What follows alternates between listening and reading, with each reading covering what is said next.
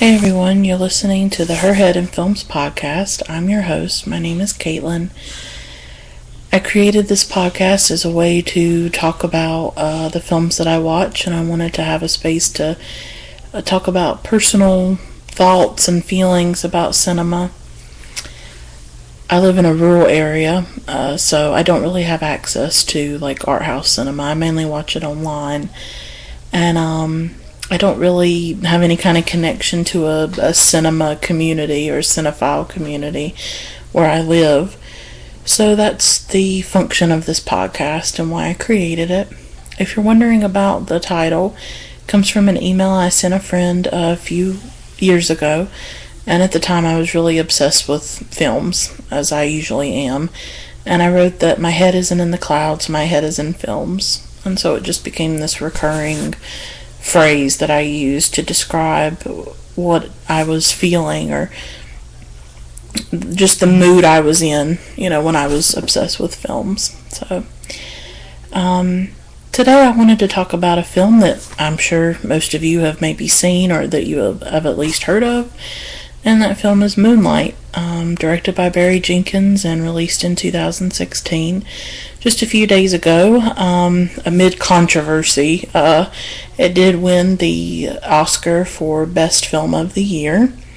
Unfortunately, I felt like its moment was a bit diminished because of the whole fiasco with La La Land. Warren Beatty and Faye Dunaway read that La La Land had won when they didn't. And so instead of us talking about Moonlight winning, everybody talked about the fiasco with La La Land.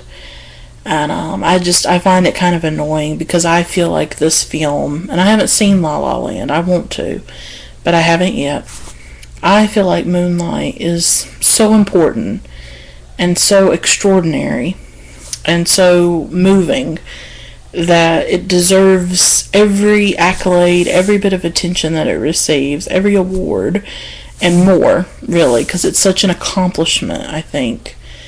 And I'm so glad that it won. I hate that it was kind of overshadowed by that controversy.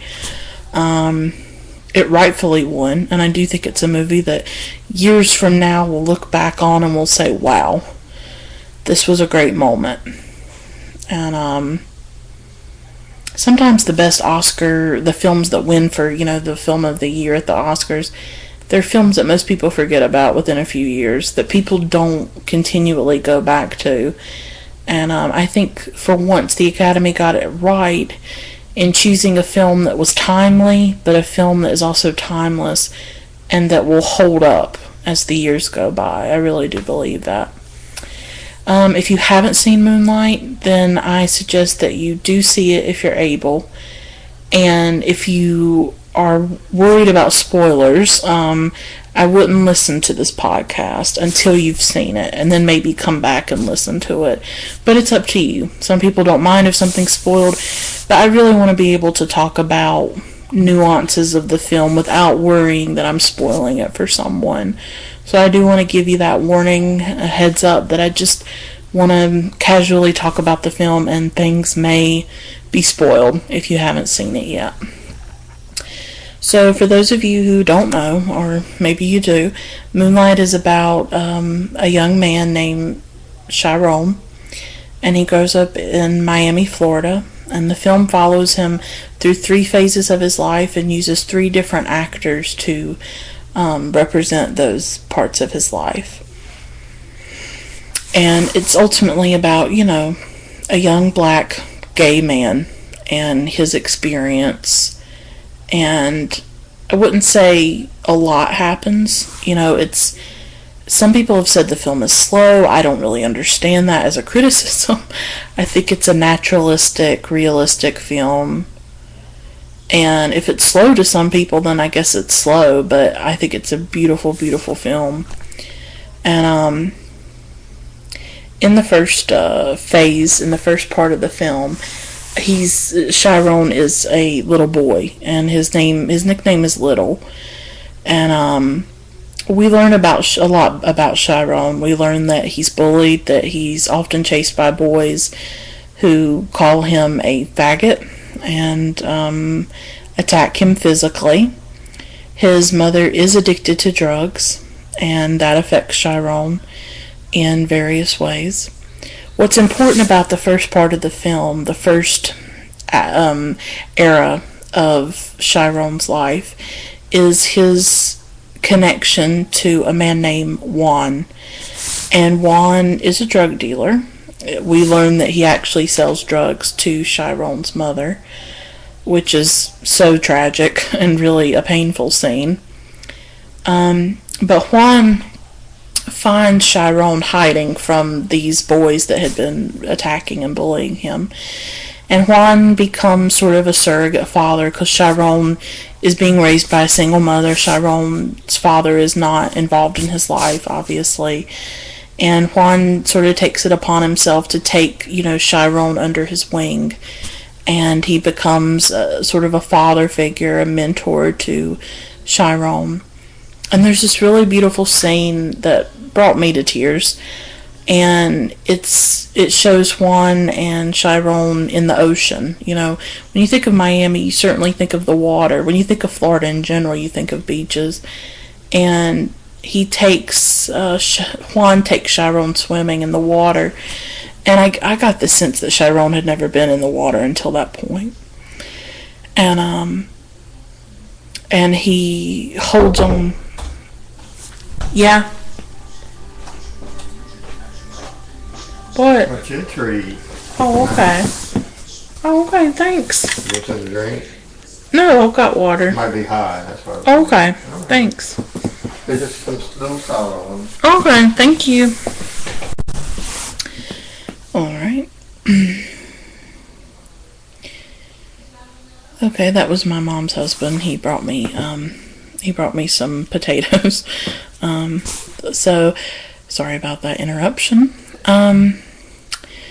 So Juan is showing Chiron how to swim and how to float in the ocean.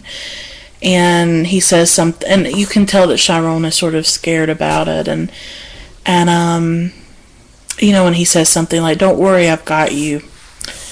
Oh, okay, tears. And he's holding Chiron, and he's letting Chiron know that he's safe, and that he is protected, and that he's not going to let Chiron drown or anything like that. And there was just something about that scene, I guess the way that it was shot, and just, it was this moment of tenderness between Juan and Chiron. It was a very powerful scene to show. Oh God, I have trouble talking about this film because I lost my father when I was 16. And it was in 2006 that he died. And in a way, I know what it's like to live without a father. It's not the same as Chiron. I certainly, when I'm talking about this film, I don't want anyone to think that I'm comparing my experiences with Chiron, or that I'm speaking for Chiron, or comparing it in any way, because I certainly don't know what it's like to live from infancy without a father.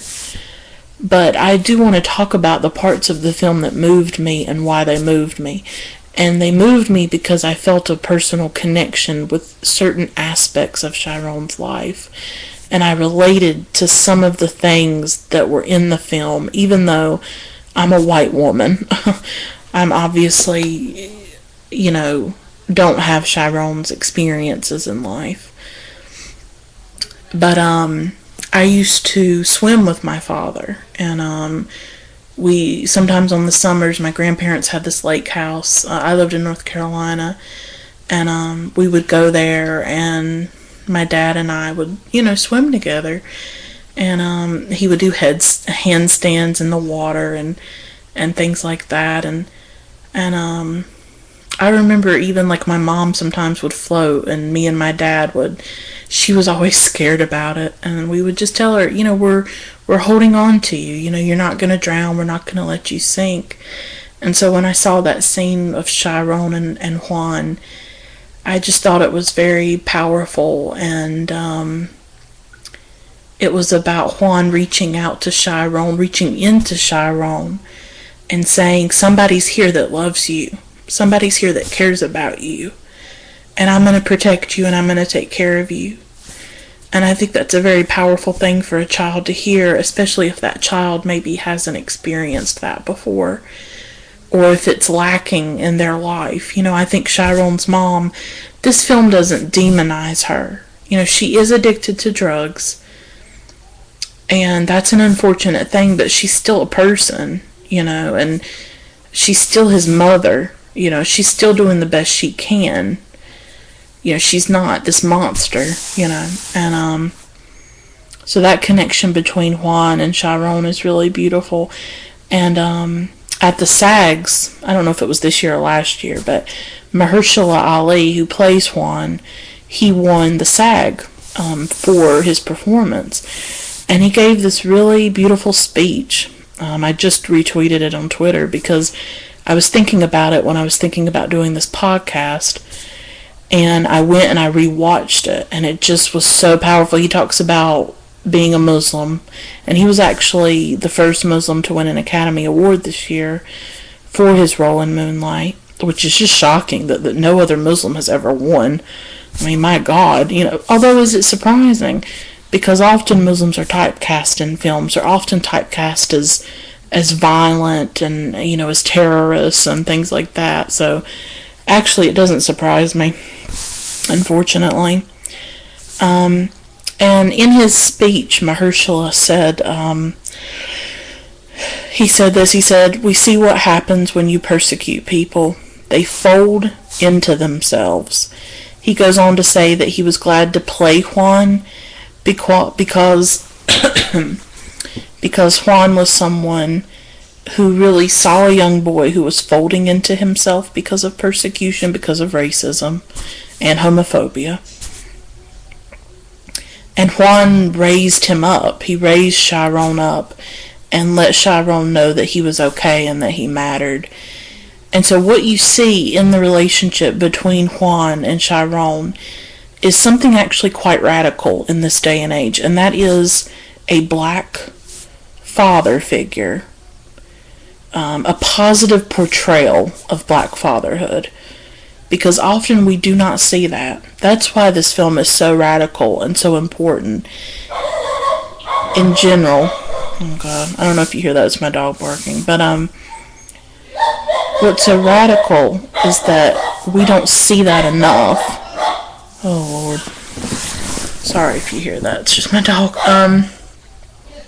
Okay, I lost my train of thought. In general, we don't see positive portrayals of black men. We see black criminality, and you should watch Ava DuVernay's film 13th, which is on Netflix. It's a great documentary, and it's really about mass incarceration, the prison industrial complex, and the criminalization of black people, and black men in particular. But that's what we see. We see a lot of portraits of black men as criminals, as deviant, as violent, and Chiron does come from, an impoverished place. He does come from a place where there is, I suppose, drugs and gang violence and things like that. But there's more to his story than that. There's more to his life than that.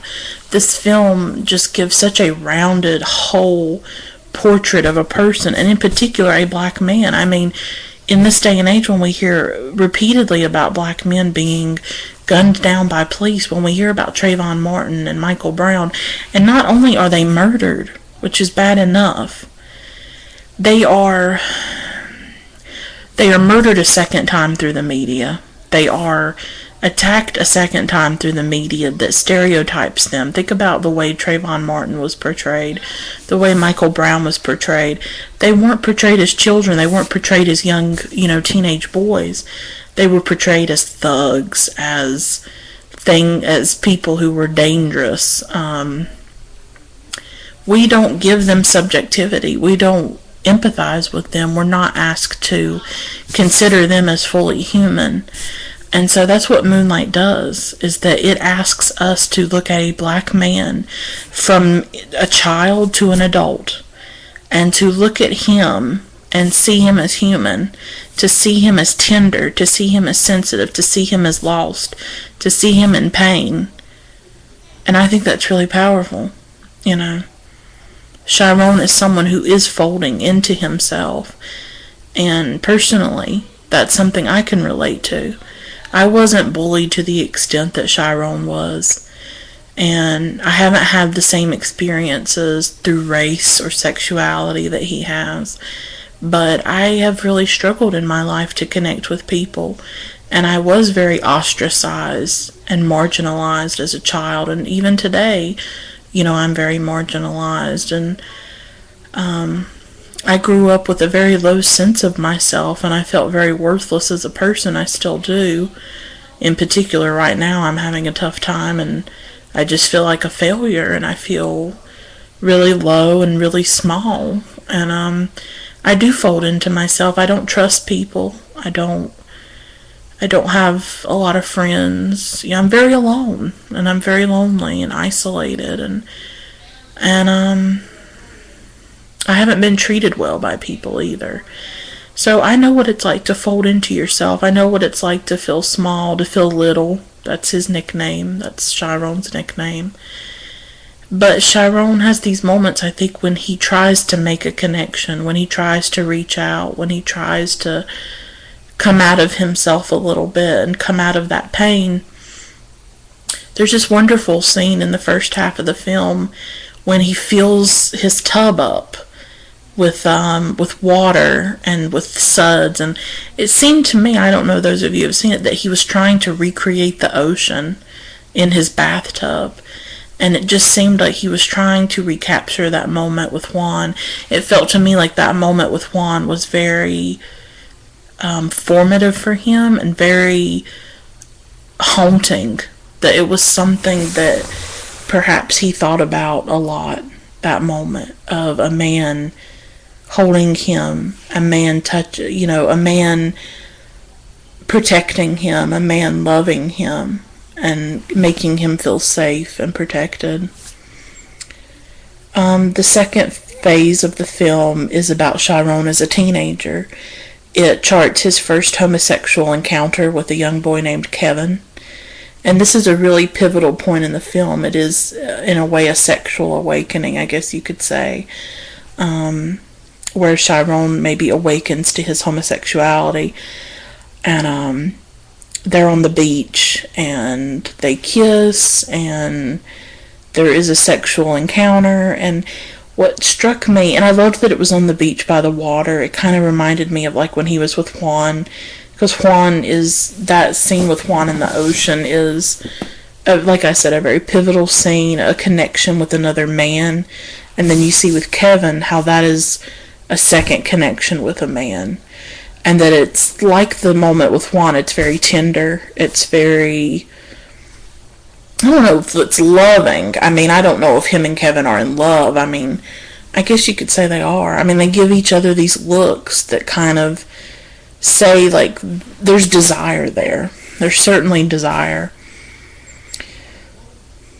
And it's just this very tender scene between two young men, you know, and I liked that scene, and there was a sense of connection, I think. The power of touch in your life. It's like, for me, I haven't been touched a lot by people. Like, people have rejected me. You know, I'm not pretty, I'm not attractive, I'm not desirable. And so my life has been very defined by not being touched, not being wanted or desired.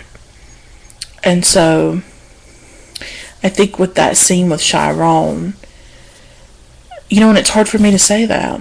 You know, I'm 27 years old, and it's hard for me to say, you know, I'm not desired and I'm not wanted.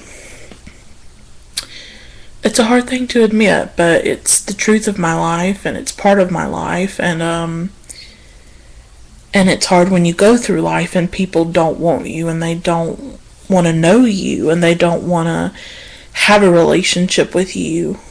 You know, you do feel worthless, and you do feel less than, and you, like Mahershala said, you know, you fold into yourself, and that's certainly what I've done.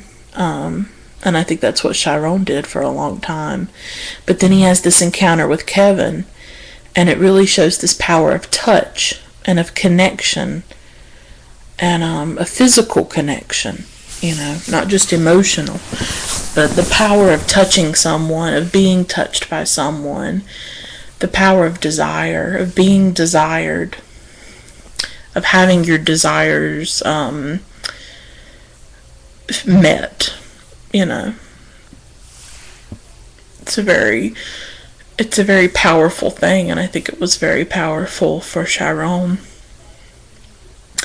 But unfortunately, the teenage Chiron doesn't have Juan anymore.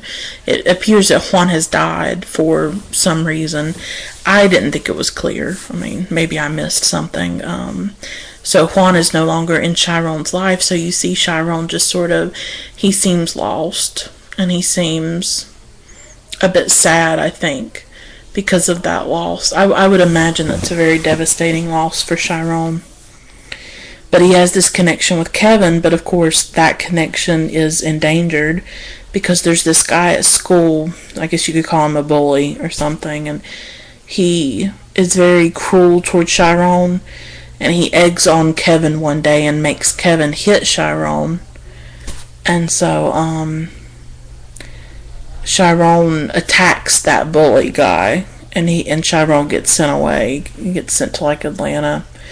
I think charges are pressed and stuff. So he leaves Miami for a long time, and so that segues into the third part of the film, where Chiron is grown up and he's an adult, and he's very unlike teenage Chiron and little kid Chiron. Adult Chiron is very muscly, and he's very powerful, and he's very strong, and he actually sells drugs in Atlanta. That's how I interpreted that. And it seemed to me like Chiron, because of his persecution as someone who people thought was gay, that he went in the other direction and started to perform his masculinity in a very extreme and hyper masculine way, of the big muscles, and he's lifting weights, and he sells drugs, and he becomes this very hyper masculine person to maybe sort of mask the homosexuality, or maybe just to feel powerful and to feel strong, when for much of his life he felt so small and so persecuted and so indefensible. He couldn't defend himself. And so and then one day Kevin calls him, and so Chiron returns to Miami. He visits his mom, and they reconcile, which I really liked. I liked that he sort of had this reconciliation with his mother, because at this point his mother's not on drugs anymore, and she still loves him. I mean, I think she says something like, I'll always love you. You don't have to love me, but I love you. And I was glad to see that reconciliation, because she is, she's a complicated person like all of us are. And she knows that she made a lot of mistakes with Chiron. And I was glad to see that reconciliation happen between the two of them. And then he goes and visits Kevin, and this was such a great portion of the film. And there's almost like this seduction that happens between the two of them, because Kevin's working at a restaurant, and he cooks food for Chiron, and he puts on a song for Chiron, and it's like, oh my god, have we seen this on film before? Of these two black men sort of seducing each other and giving each other these looks, and this very latent, subtle sexual tension and sexual desire. And it was like I said, just the seduction that was happening, and it was erotic in a way. There was an erotic component to it. You can tell that both of them remember that night on the beach together, that both of them were maybe sort of electrified and awakened by their connection that evening when they were teenage boys, and how none of that has left. You know what I mean? They're still charged. there's still this charge between the two of them, and Kevin's very shocked at what Chiron has become, the selling drugs, he wears grills on his teeth, he seems like he's performing his masculinity to a very extreme degree, and I don't think Kevin expected that at all. And it's just, you can tell there's this fire between the two of them, and then they go back to Kevin's place, and I was expecting sex. I'm just going to be honest here, okay? I was like, oh God, I hope they kiss, because I was so involved in that connection between the two of them and how beautiful it was. I was like, oh, I want them to kiss. It's like I was watching a romantic comedy or something. Like, please kiss. But that's not what happens. It's much deeper than that. It goes so much deeper, that scene between Chiron and Kevin when they're together. Chiron says that, Kevin is the only man who's ever touched him. And then they just kind of hold each other. It was so tender. Once again, I know I keep saying that word, but I think that's really important. Because the depictions of black men in our society are not tender. They're violent, they're racist, they're one-dimensional and stereotypical, but they're not tender. And this film, it shows so many things. It shows love, it shows family, it shows, connection and black fatherhood, and it shows just some really beautiful things. And that ending with Kevin and Chiron, they just put their heads together, and Kevin has his arm around Chiron, and I just thought that's what so many people want. We talk about sex way too much in our culture. We put so much importance on sex, and I'm not saying it's not important. It's, sexuality is an important part of our lives, and of our beings. There's nothing wrong with being sexual. There's nothing wrong with wanting sexual pleasure. But I think at the end of the day, what a lot of us want is to be touched, is to be held, is to be loved tenderly and unconditionally. And I felt like that's what Chiron and Kevin had, is like, there's just this tenderness between the two of them. And there's the power of touch and of just putting their heads together against each other, and just, Kevin's arm around Chiron's, and it's like, I just thought that was so beautiful. That depiction of love and intimacy. There's intimacy. I think that's what a lot of people want too. They don't want to just have sex. They want intimacy. They want to feel known. It reminded me of this scene in Carol, where Cate Blanchett is on the phone with Therese, who's played by Rooney Mara, and Cate Blanchett plays Carol, and they're on the phone together, and Carol says something like, she says, ask me things. She's like demanding, she wants Therese to ask her things. She says, ask me things, because she wants to be known, because she wants intimacy with someone, and she wants connection with someone. She doesn't just want the sexual component of it. That's there, and that desire is there. But more than anything, she wants to be known. And she wants someone to want to know her. And that's very powerful. And when you live much of your life without it, the way I have, and you're just starved for it, and you crave it, you desperately crave that somebody just wants to know you, just wants to put their arm around you, just wants to, stroke your hair, or, just wants to have tender moments with you, and wants to be part of your life, and wants you part of their life, and wants to love you in a full and meaningful and robust way. And it's like, what is that like? Because I don't know.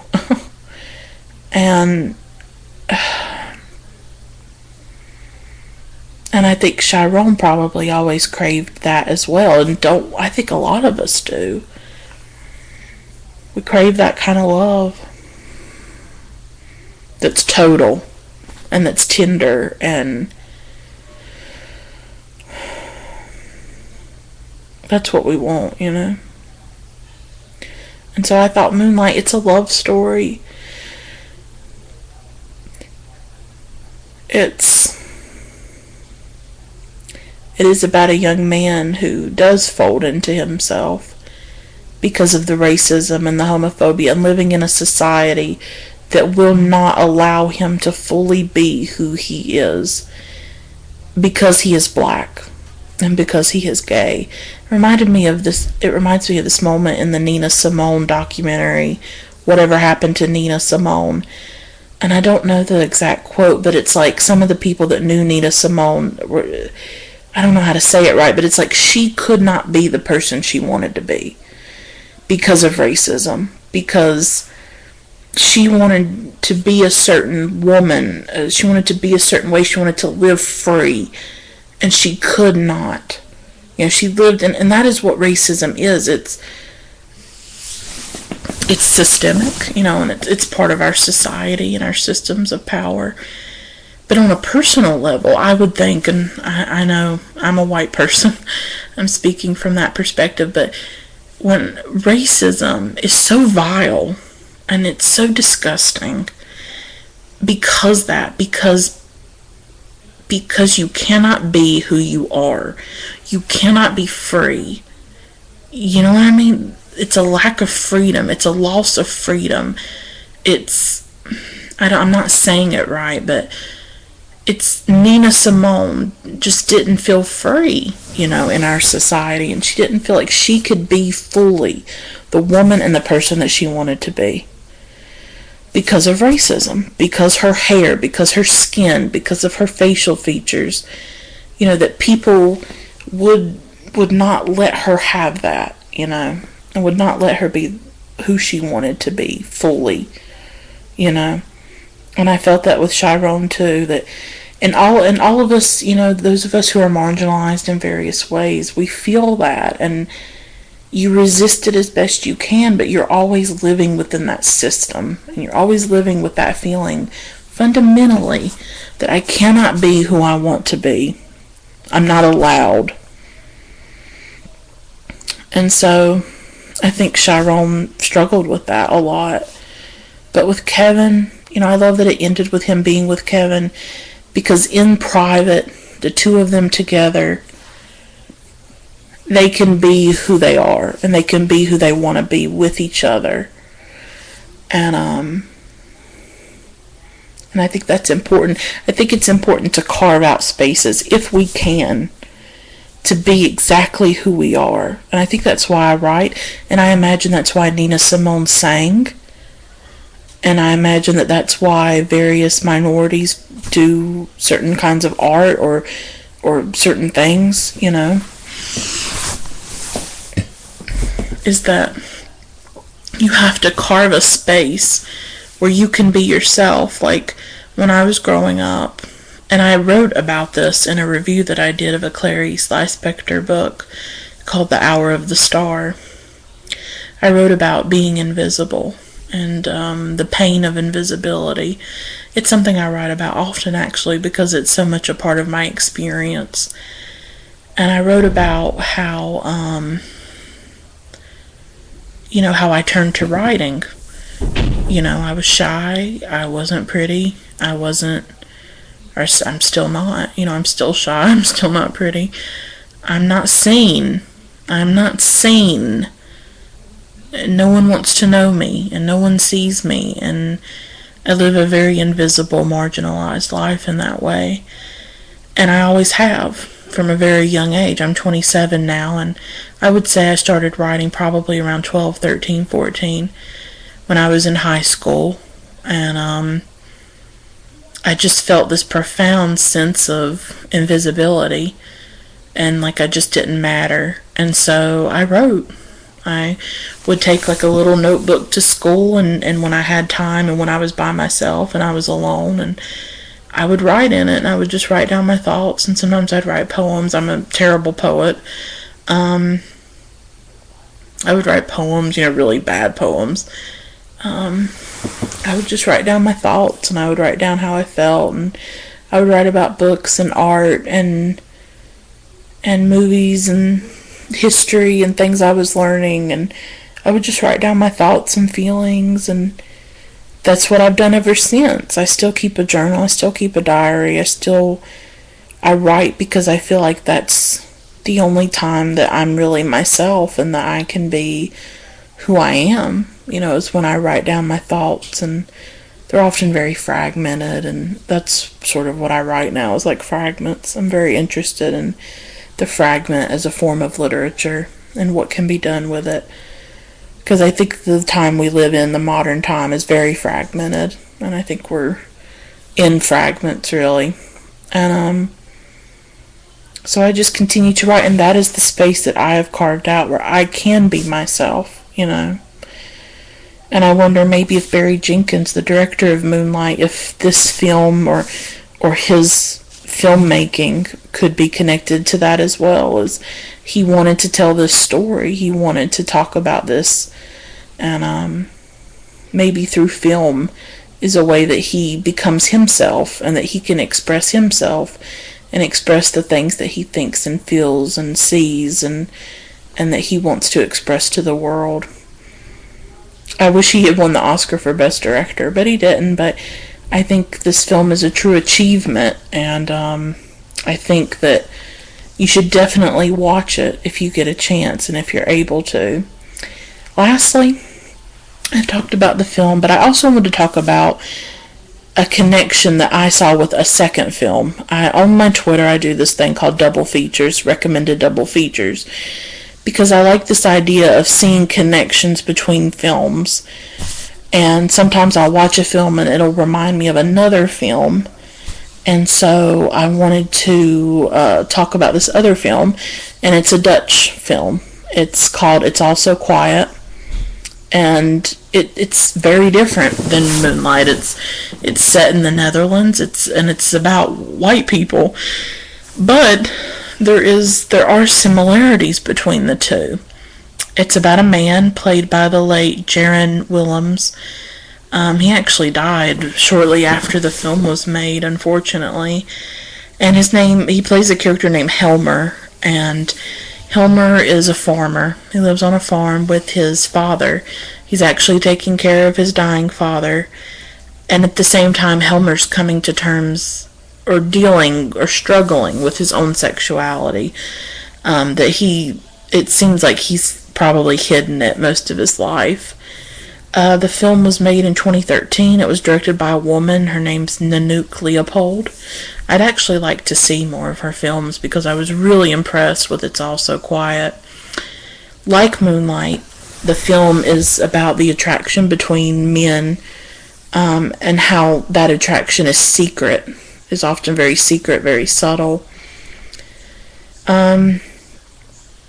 As a farmer, Helmer sort of interacts with this particular man who delivers something to the farm, and they have these interactions that are very, very subtle, they're very coded, but there seems to be sort of this sexual attraction between the two of them, but nothing comes of it. Helmer doesn't act on it.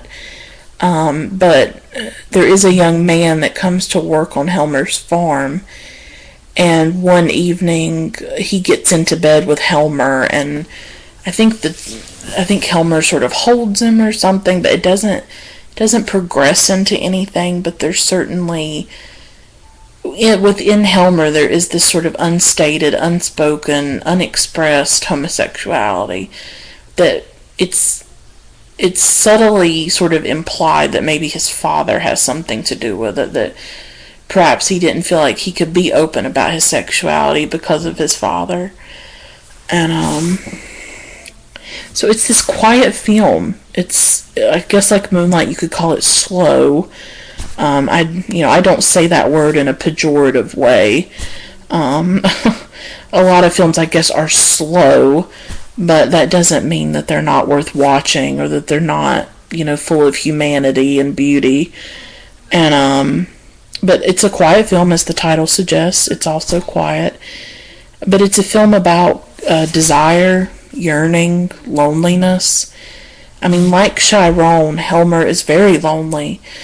He's very lonely within his life, and he doesn't have a lot of moments of connection or of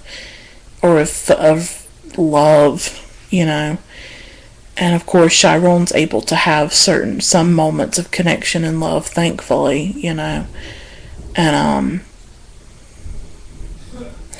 so I sort of saw a connection between these two films that I thought was sort of interesting, because they are about desire, they are about yearning, they are about loneliness, and they're about two men struggling with their sexuality, dealing with living in societies that are maybe not as accepting of homosexuality. I'm not sure about the Netherlands. I'm not sure what their view is on gay people. But certainly with Chiron, living in the South, living in Florida, living in America, it's still very hard, to be gay and to be homosexual. So that's just a film to keep in mind, if you ever get a chance to see It's All So Quiet. It may be something that would interest you if you like Moonlight, because the characters, to me, were very similar, and I saw some connections there between those two films. Even though they're in different geographies and, different languages and different environments, that's sort of a great thing about film, is that people from different parts of the world can find connections, and you can see the experience of someone who's very different from you. And I always try to do that with film. I do seek out films that are about people who are very different from me, because I think that's really important, and can help expand one's empathy and understanding of other people. So that is my podcast about Moonlight. I hope it gave you some insight or helped in some way. Oh, I also wanted to say I love the soundtrack for Moonlight by Nicholas Britell. It's on Spotify in the US. I listen to it often, and it's probably my favorite soundtrack or film score from last year. It's stunning. It's full of cellos and violins and this haunting piano theme for Chiron. And if you look on YouTube, and Barry Jenkins talks a little bit about the music in Moonlight, and what he was trying to do with the music and the orchestra stuff, and it's just a gorgeous soundtrack. And I listened to it a lot, especially after I actually listened to the soundtrack before I saw the film, but now that I've seen the film, I listen to the soundtrack all the time. I love soundtrack music. I love film scores, especially if it's a movie that you really love.